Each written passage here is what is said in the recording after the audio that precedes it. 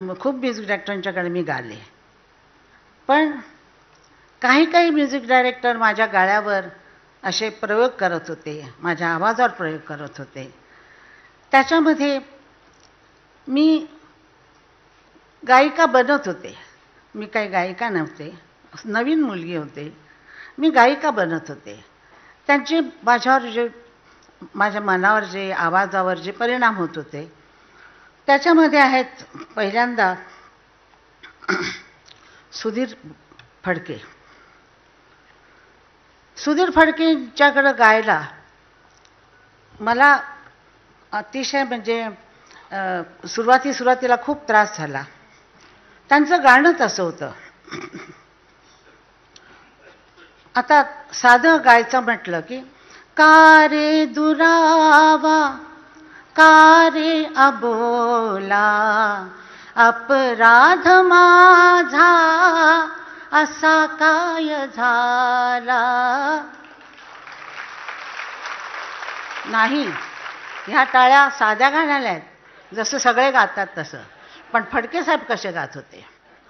का रे दुरावा का रे अबोला अपराध माझा असा काय झाला.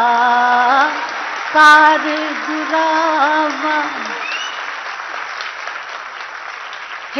हे जे संस्कार, आणि मी जरा म्हणजे नक्कल करायची त्यांची नक्कल त्यांच्याकडे बघत बसायचे, ते कसे ताना म्हणतायत वगैरे कसं करतायत तसे.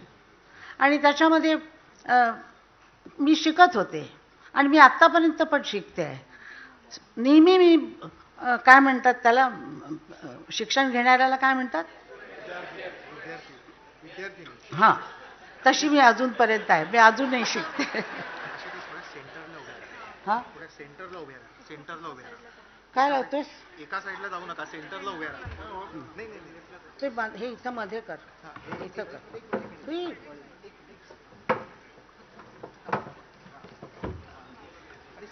मी आले की सगळा घोटाळाच असतो.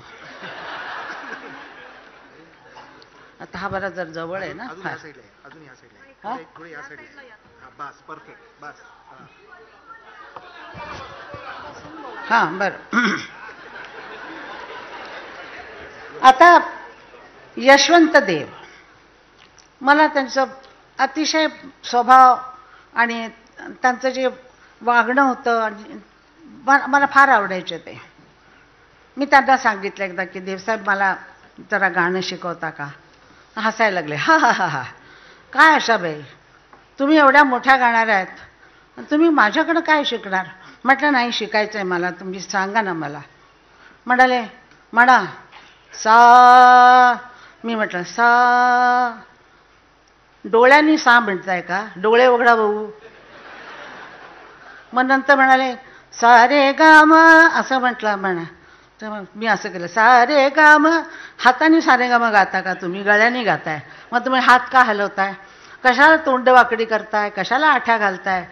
आठ्या घालायचं कारणच काय तुम्हाला, तुमचा गळा गाताय, तुम्ही पोटापासून गाताय. हे त्यांच्यापासून शिकायला मिळालं, पण इतकं म्हणजे करता आलं नाही, पण फार उशिरा शिकले ती गोष्ट म्हणून. पण त्यांचं गाणं कसं होतं की विसरशील खास मला, सुरूंच झाला मला. विसरशील खास मला दृष्टिआड होता, विसरशील खास मला. तर ते असे सरळ गायचे आणि आवाज एकदम इथून काढून गायचे. विसरशील खास मला असं म्हटलं की जरा चांगलं ह्याच्याने म्हणा की. आम्ही म्हटलं की असंच गायला पाहिजे माईकवर. तुम्हाला गंमत सांगते, 2 म्युझिक डायरेक्टर एकमेकासमोर आले. ते म्हणजे देवसाहेब आणखीन फडके साहेब. फडके साहेबांना डुएट गायचं होतं माझ्याबरोबर, म्हणजे ते ॲज अ प्लेबॅक सिंगर ते येणार होते. आणि देवसाहेबांच्या समोर देवसाहेबांनी त्यांना गाणं शिकवलं. तू नजरेने हो म्हटले पर वरमाळा पडणार कधी कर पडलेत गळ्यात तुझे पण वरमाला पडणार कधी. फडके साहेबांनी त्यांच्याकडे बघितलं, माझ्याकडे बघितलं होता आणि ते म्हणाले की तू नजरेने हो म्हटले पण वरमाला पडणार कधी.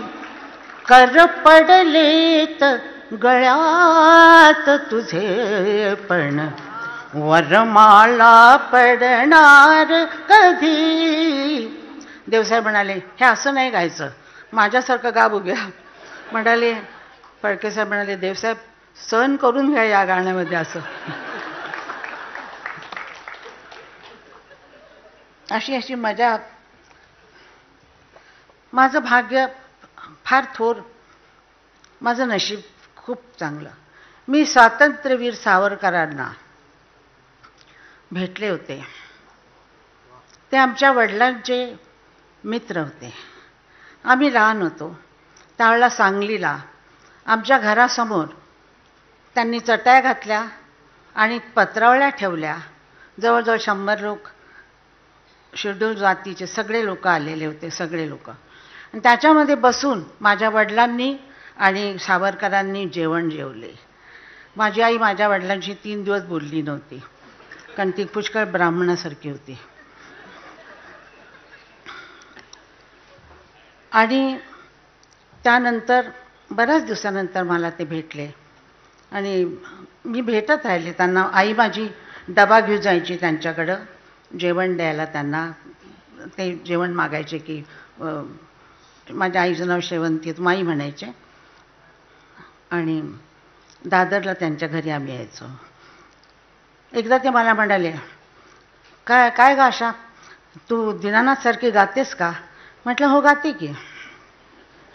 गाते की म्हटलं आणि धोंडा मारून घेतला आपल्या पायावर. आता त्यांच्यासारखं गायचं म्हणजे काय.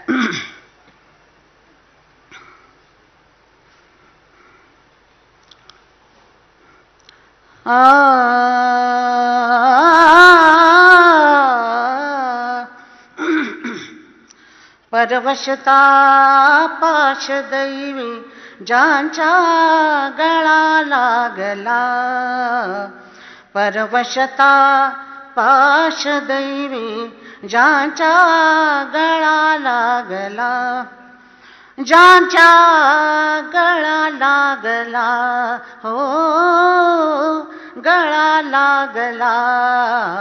परवशता पाश दैवी ज्यांच्या गळा लागला. असुनी खास मालक घरचा, असुनी खास मालक घरचा, असुनी खास मालक घरचा.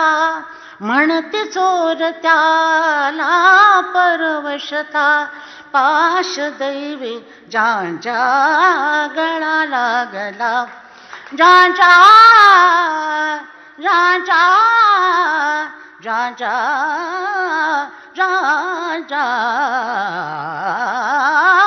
गळाला ज्यांच्या गळा लागला गळाला. माझ्या पाठीवर थोपटलं त्यांनी आणि सांगितलं अजून प्रॅक्टिस केली पाहिजे वडिलां जर गाण्यासाठी.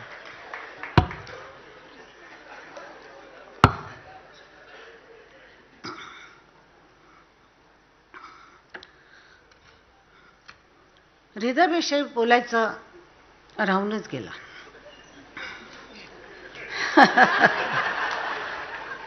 हृदयाला मी मोठा केलाय, पण तो माझ्याकडं 56 मध्ये आला.